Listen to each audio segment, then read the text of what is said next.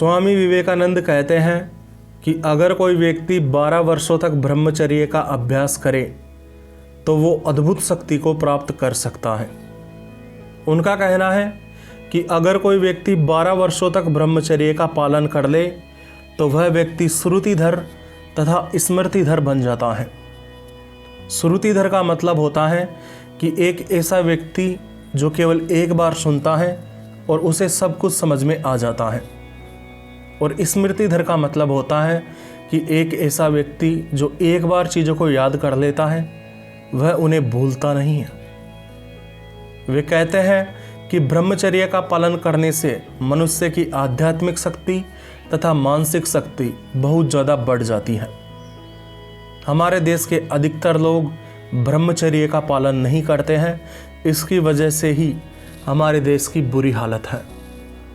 अगर देश के अधिकतर युवा ब्रह्मचर्य का पालन करने लग जाए तो हमारे देश की हालत अन्य देशों की तरह सुधर जाएगी। अगर देश के अधिकतर युवा ब्रह्मचर्य का पालन करने लग जाए तो हमारा देश भी अन्य देशों की तरह एक विकसित राष्ट्र बन सकता है, क्योंकि देश के लोग मजबूत बनेंगे तभी तो देश मजबूत बनेगा। लेकिन अब सबसे महत्वपूर्ण सवाल जो मैं आपसे पूछता हूँ कि मैंने ब्रह्मचर्य शब्द का प्रयोग किया तो इससे आपके मन में क्या विचार आया? जब मैंने ब्रह्मचर्य शब्द का इस्तेमाल किया तो इससे आपके दिमाग में ब्रह्मचर्य की क्या परिभाषा बनी? अधिकतर व्यक्तियों के दिमाग में एक छवि बनी होगी कि ब्रह्मचर्य के लिए कहा है मतलब वीर्य की रक्षा करने के लिए कहा गया है। ब्रह्मचर्य के लिए कहा गया है मतलब सेक्स से दूर रहने की बात कही गई है। अगर तुम केवल ऐसा सोच रहे हो तो बहुत गलत सोच रहे हो। ब्रह्मचर्य को गहराई से समझो। स्वामी विवेकानंद जी ब्रह्मचर्य के माध्यम से तुम्हें क्या समझाना चाहते हैं उसे अच्छी तरह समझो, वरना जिस तरह का ब्रह्मचर्य तुम अधिकतर लोगों के मुख से सुनते हो उसका पालन चाहे तुम पूरी जिंदगी कर लो, लेकिन तुम कभी भी उतने सक्षम नहीं बन पाओगे जितने कि स्वामी विवेकानंद बन पाए थे। ब्रह्मचर्य का मतलब होता है कि एक व्यक्ति अपने शरीर से, अपने मन से और अपनी वाणी से अनुशासित रहे या ब्रह्मचर्य का पालन करे। सेक्स ना करना भी ब्रह्मचर्य के अंदर आता है, लेकिन केवल सेक्स नहीं करने को ही ब्रह्मचर्य नहीं कहा जाता है। मैंने YouTube पर कई वीडियो देखी हैं जिनमें अधिकतर वीडियोज़ में यही बताया गया है कि ब्रह्मचर्य का मतलब होता है कि सेक्स नहीं करना। लेकिन ब्रह्मचर्य का मतलब केवल इतना ही नहीं होता। ब्रह्मचर्य का मतलब होता है कि मन से और वाणी से भी ब्रह्मचर्य का पालन किया जाए। मन में किसी भी प्रकार की बुरी कल्पना नहीं करनी है, यह भी ब्रह्मचर्य के अंदर आता है। अपनी वाणी के माध्यम से गलत शब्दों का प्रयोग नहीं करना है, यह भी ब्रह्मचर्य के अंदर आता है। अब तुम्हारे अंदर एक सवाल आ रहा होगा कि फिर इतने सारे लोग इसे सेक्स से क्यों जोड़ते हैं? तो इसका कारण मैं आपको बताता हूँ। असल में ब्रह्मचर्य सेक्स न करने के रूप में ज़्यादा प्रचलित हुआ है। इसका मुख्य कारण यह है कि यदि कोई व्यक्ति अपनी सेक्स की इच्छा पर नियंत्रण कर सकता है तो अन्य सभी इच्छाएं तो बहुत छोटी हो जाती हैं। अन्य पर तो वो नियंत्रण कर ही लेगा। ब्रह्मचर्य का मूल उद्देश्य समझने की आवश्यकता है। ब्रह्मचर्य का मूल उद्देश्य है कि एक व्यक्ति अपनी इच्छाओं की गुलामी से मुक्त हो जाए, यही मूल उद्देश्य है।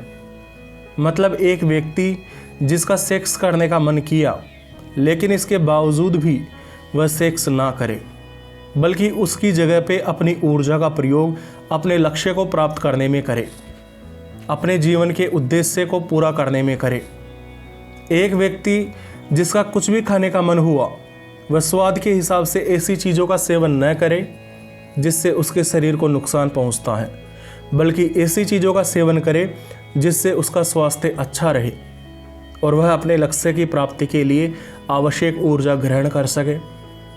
एक व्यक्ति जिसका सोने का मन किया या मज़ा करने का मन किया, वह व्यक्ति मज़े करने की बजाय अपने जीवन के उद्देश्य की पूर्ति में, अपने लक्ष्य को प्राप्त करने में अपने समय का प्रयोग करे, ना कि आलस करने में अपना समय बर्बाद करे।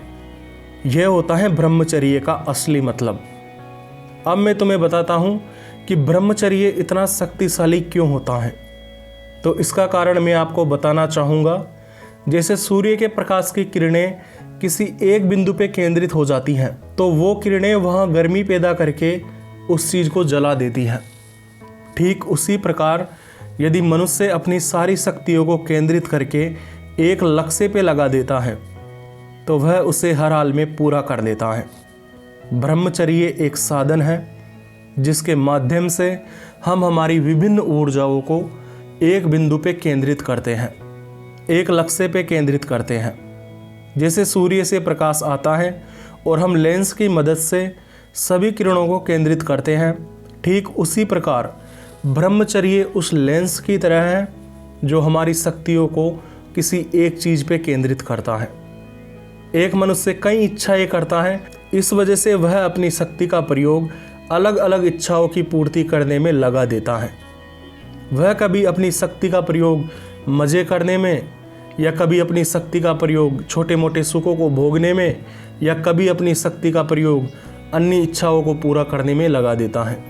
वह अपनी ऊर्जा को कभी मज़े करने में, कभी छोटे मोटे सुखों को भोगने में, अपनी वासनाओं की पूर्ति करने में या अन्य इच्छाओं की पूर्ति करने में खर्च कर देता है, जिसकी वजह से अपने जीवन के मूल उद्देश्य को पूरा करने के लिए उसके पास में आवश्यक ऊर्जा नहीं बचती है, उसके पास में आवश्यक मोटिवेशन नहीं बचता है, और इसकी वजह से ही उसके अंदर निराशा और हताशा आती है। उसे डर लगने लगता है कि मैं ये कर पाऊंगा कि नहीं कर पाऊंगा। एक व्यक्ति जो वास्तव में ब्रह्मचर्य का पालन करता है वह अपनी शक्तियों को इतना केंद्रित कर देता है कि उसे फिर इन चीज़ों से फर्क नहीं पड़ता कि सफलता मिल रही है कि असफलता मिल रही है। वह जानता है कि वह जो चाहता है वो करके रहेगा। ब्रह्मचर्य का मूल उद्देश्य यही है कि एक व्यक्ति अपने जीवन की शक्तियों को अपने जीवन के उद्देश्य की पूर्ति हेतु केंद्रित करे। अगर कोई आध्यात्मिक क्षेत्र में उन्नति करना चाहता है तो उसका ब्रह्मचर्य पालन करने के पीछे कारण होता है कि वह अपनी सारी ऊर्जा का प्रयोग आध्यात्मिक क्षेत्र में आगे बढ़ने के लिए करे। इसी वजह से अध्यात्म में ब्रह्मचर्य का बहुत ज़्यादा महत्व बताया गया है। लेकिन बात केवल अध्यात्म की नहीं है, ब्रह्मचर्य का महत्व भौतिक क्षेत्र में भी उतना ही है जितना कि आध्यात्मिक क्षेत्र में है। क्योंकि ब्रह्मचर्य तो एक लेंस की तरह है जो शक्तियों को केंद्रित कर देता है, जो बिखरी हुई ऊर्जाओं को किसी एक चीज़ पे केंद्रित कर देता है। इसीलिए मैं कहना चाहता हूँ कि ब्रह्मचर्य को केवल सेक्स से जोड़कर मत देखो। ब्रह्मचर्य बहुत बड़ी चीज़ होती है। अगर आप ब्रह्मचर्य को केवल सेक्स से जोड़ते हो तो ये ठीक वैसे ही है जैसे कि आप रोटी बनाने में केवल आटे का योगदान मानते हो, पानी का योगदान नहीं मानते हो। रोटी बनाने के लिए आटे की आवश्यकता होती है, लेकिन पानी की भी उतनी ही ज़्यादा आवश्यकता होती है। ठीक उसी प्रकार ब्रह्मचर्य का पालन करने के लिए अपनी सेक्स की इच्छा पर नियंत्रण पाना जरूरी होता है, लेकिन उसके साथ ही अपने मन तथा वाणी पर भी नियंत्रण पाना जरूरी होता है। ब्रह्मचर्य का मतलब है कि सभी प्रकार की इच्छाओं की गुलामी से मुक्त हो जाना, ना कि केवल सेक्स की इच्छा से मुक्त होना। मूल उद्देश्य सभी इच्छाओं से मुक्त होने का है, केवल सेक्स की इच्छा से मुक्त होने का नहीं है। लेकिन अब आपके अंदर एक सवाल आ रहा होगा कि लालचंद मीना, आपने मुझे बताया कि ब्रह्मचर्य का मतलब होता है अपनी इच्छाओं के अनुरूप कार्य न करना। लेकिन यदि मेरी मन की इच्छा बार बार अपने जीवन के उद्देश्य की पूर्ति करने की हो रही हो, तो अपने लक्ष्य को प्राप्त करने की हो रही हो, तो क्या मुझे इस इच्छा का गुलाम भी नहीं बनना चाहिए? क्या मुझे इस इच्छा को भी खत्म कर देना चाहिए? तो ऐसा नहीं है दोस्त। अपने जीवन के उद्देश्य की पूर्ति हो सके इसीलिए तो ब्रह्मचर्य शुरू किया जाता है। अपने जीवन के उद्देश्य की पूर्ति हो सके इसीलिए ही तो इतनी परेशानियों को सहा जाता है। ब्रह्मचर्य की शुरुआत ही इसीलिए की जाती है ताकि इसका अभ्यास करते करते आपका मन आपके जीवन के उद्देश्य को पूरा करने में लग जाए। आपका मन तुच्छ चीज़ों पे से हटके उच्च लक्ष्य को प्राप्त करने में लग जाए। इसी वजह से तो ब्रह्मचर्य का अभ्यास किया जाता है। तो यदि आपका अपने लक्ष्य या अपने उद्देश्य की पूर्ति में मन लगता है तो इसका मतलब है कि ब्रह्मचर्य अपना असर दिखा रहा है। इसका मतलब यह नहीं है कि आप उस इच्छा के भी विपरीत कार्य करने लग जाओ। अब सवाल आता है कि ब्रह्मचर्य का पालन कैसे करें। तो मैं आपको बताता हूँ, बिल्कुल संक्षिप्त में बताता हूँ। जैसे आपने अपने जीवन का उद्देश्य खोज लिया, अब आप इस बात को जानते हो कि आपको अपना लक्ष्य प्राप्त करने के लिए अपनी सारी ऊर्जाओं को किसी एक चीज़ पे केंद्रित करना होगा, मतलब अपने लक्ष्य पे केंद्रित करना होगा। तो जब आपके अंदर सेक्स करने की इच्छा हुई तो आपको इस बात को स्वीकार करना है कि हाँ, मेरे अंदर सेक्स करने की इच्छा आ रही है। फिर इसके बाद में खुद को सेक्स करने से रोक लेना है। इसके बाद में अपनी ऊर्जा का प्रयोग अपने उद्देश्य की पूर्ति में करना है, अर्थात तुरंत काम शुरू नहीं कर देना है। इसी को ही भगवत गीता में वैराग्य और अभ्यास कहा जाता है। मैंने आपको बिल्कुल सिंपल शब्दों में वैराग्य और अभ्यास को समझा दिया है। वैराग्य का मतलब होता है जागरूक हो जाना और खुद को अपनी इच्छाओं के अनुरूप काम करने से रोक लेना। और अभ्यास का मतलब होता है अपने मन को बार बार अपने उद्देश्य पे केंद्रित करना, अपने काम पे केंद्रित करना। आपका मन बार बार भटकता है, लेकिन आपको हर बार बिना परेशान हुए अपने मन को वापस काम पे लगाना है। जब आप बार बार इसका अभ्यास करते जाएंगे तो एक समय के बाद में आपका मन भटकना बंद हो जाएगा। यह सब एक दिन में नहीं होगा, टाइम लगेगा, बहुत टाइम लगेगा। जैसे बॉडी बिल्डर बनने में टाइम लगता है, वैसे ही ब्रह्मचर्य का पूरी तरह पालन करने के लायक खुद को बनाने में भी टाइम लगता है। ठीक इसी प्रकार आपको अपने मन में केवल अपने लक्ष्य से संबंधित कल्पनाएं करनी है।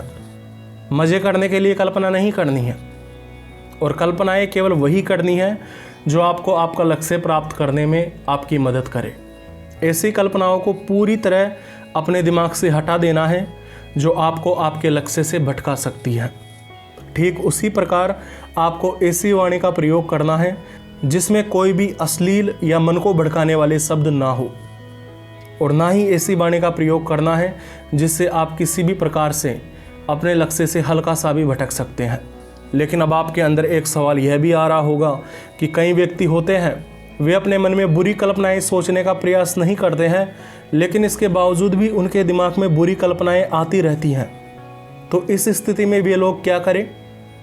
आपके दिमाग में एक सवाल यह भी आ रहा होगा कि कई व्यक्ति होते हैं जो मानसिक बीमारियों से पीड़ित होते हैं, उनका अपने दिमाग पे कंट्रोल नहीं होता है, तो क्या ऐसे व्यक्ति ब्रह्मचर्य का पालन नहीं कर सकते? तो मैं कहता हूँ कर सकते हैं। ब्रह्मचर्य का मतलब होता है अपनी इच्छाओं की गुलामी से मुक्त हो जाना, मतलब अपनी इच्छा का गुलाम न बनना।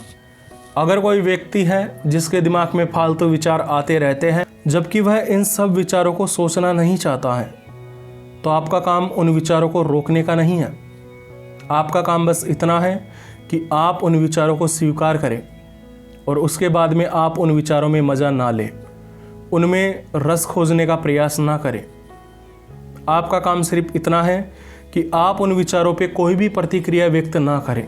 फालतू की कल्पनाएं और विचार आते हैं तो आने दो, उसमें आपकी 1% भी गलती नहीं है।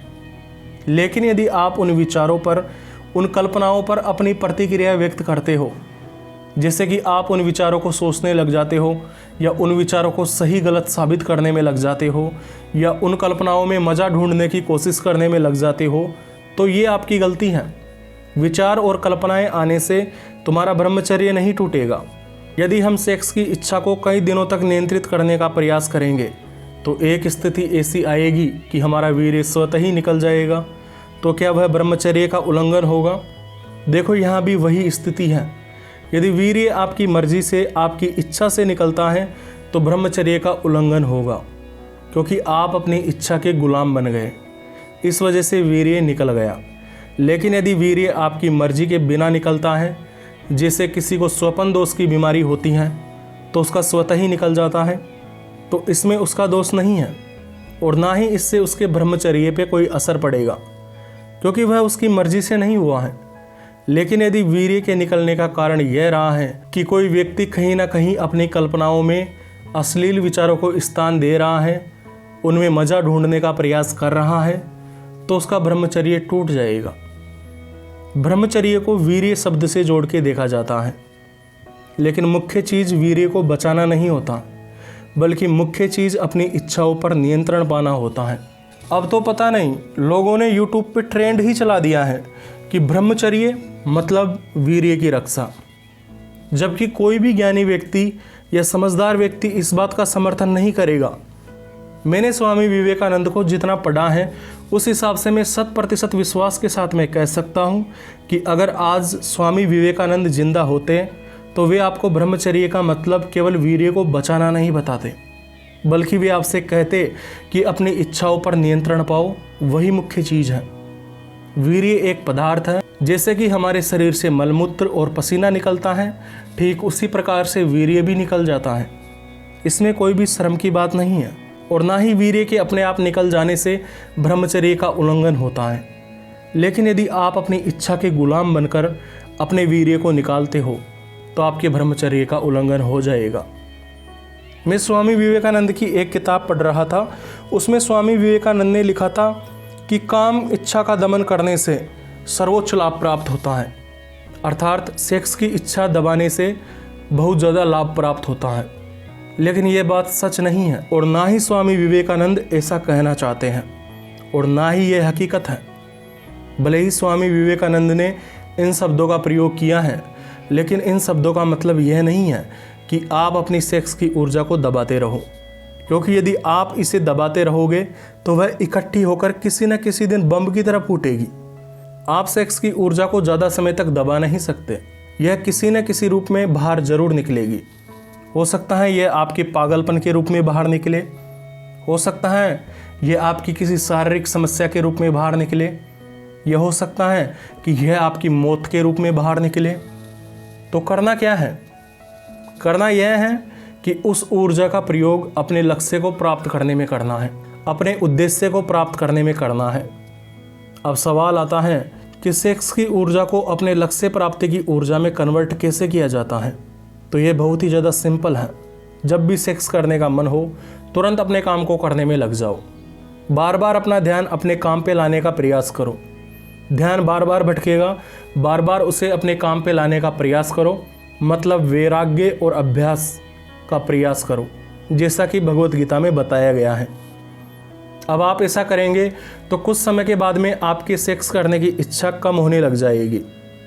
और एक बात को हमेशा ध्यान में रखना कि जब आप ब्रह्मचर्य का अभ्यास करेंगे तो सेक्स करने से ब्रह्मचर्य का जितना उल्लंघन होता है, सेक्स की कल्पना करने से भी ब्रह्मचर्य का उतना ही उल्लंघन होता है। ब्रह्मचर्य का मतलब है कि आप कर्म, मन और वचन तीनों से अनुशासित रहे, तीनों से अपनी दिशा पे केंद्रित रहे। एक मनुष्य जितना ज़्यादा अज्ञानी होता है, उसे छोटे मोटे तुच्छ सुखों में उतना ही ज़्यादा मज़ा आता है। लेकिन जैसे जैसे एक मनुष्य सभ्य बनता जाता है, ज्ञानी बनता जाता है, वैसे वैसे ही उसे बुद्धि के कार्य करने में मज़ा आने लगता है। उसका सेक्स और बेकार के हानिकारक सुखों से मन हटने लग जाता है। एक जानवर अपने खाने में जितना आनंद ले सकता है, उतना एक मनुष्य अपने खाने में आनंद नहीं ले सकता। लेकिन यह बात भी सच है कि एक मनुष्य अपने आप को सभ्य बनाकर बुद्धि संबंधित कार्य में जितना मज़ा ले सकता है, वैसा मज़ा कोई जानवर नहीं ले सकता। मनुष्य को ही अधिकार मिला है कि वह अपने दिमाग का प्रयोग करके वैसे कार्यों में मज़ा ले सकता है। असल में आपके लिए ये बात बहुत ज़्यादा मुश्किल होती होगी कि अरे यार, मैं बिना मोबाइल के तो रह ही नहीं सकता, या मैं बिना किसी नशे के तो रह ही नहीं सकता।